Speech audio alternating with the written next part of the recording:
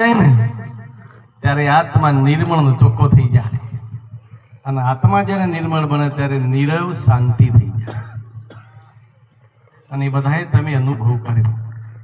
તમારો ને મારો બધાનો એક જ પ્રયત્ન છે, મનને મારવાનો. જેને જેને મન માર્યું છે ને એ તર્યા છે. સંતોની વાણી મને તો આશીર્વાદ પૂરતી જ વાત કરવામાં આવી છે. મારા બે શબ્દો એટલા માટે કહેવા છે કે 12 વાગવાનો સમય થયો છે. સતો તમે અહીં બેઠા છો. કેમ બેઠા છો?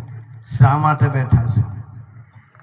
કેટલાક તો તમે સોચો એમની રીતે મળીને જતા, પણ તમે બેઠા છો તો કોક લેવા બેઠા છો, કોક પ્રાપ્ત કરવા કાંઈક ભૂમિ છે તો બેઠા છો.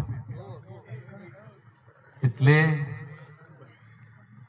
સંતોની ભાષાની વાત કરીએ તો તમને જે હાથ પગ આલ્યા છે ને એને થોડા હારા કામો હલાવજો.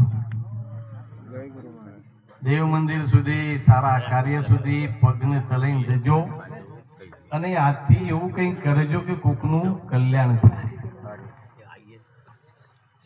અને જો એ હાથ પગ હારા કામો ન વાપર્યા તો એવો જન્મ આવશે ને કે હાથની હોય કે પગની હોય, જે કંઈ કરવું પડશે ને એ ઊંધેથી જ કરવું પડશે. અને તમે બધા જુઓ છો કે આપને કેટલા પગ, બધો જે શરીર સ્વરૂપ કહેવાય છે ને પગ કેટલા. એ પગ ના લાયા ને હાથ ના લાયા ને પગ લઈ લીધા, હાથ લઈ લીધા. એટલે હાથ પગ આપણને હાલન, એ હાથ પગ થી તરતા રહીએ ને કંઈક સારું કરતા રહીએ, કરવાનું છે. થોડીક મનની વાત કરી લઈએ. મારા શાંત રાખજો ઘડીક વાર. બહુ ગંભીર વાત છે મનની.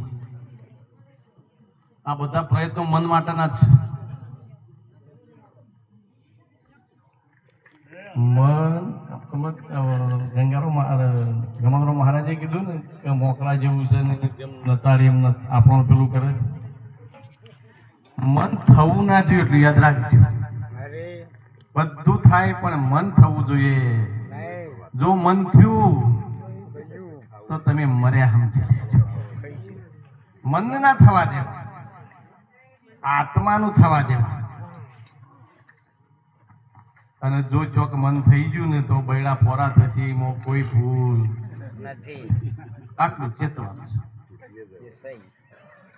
સરળ નાનો દાખલો આપું છું.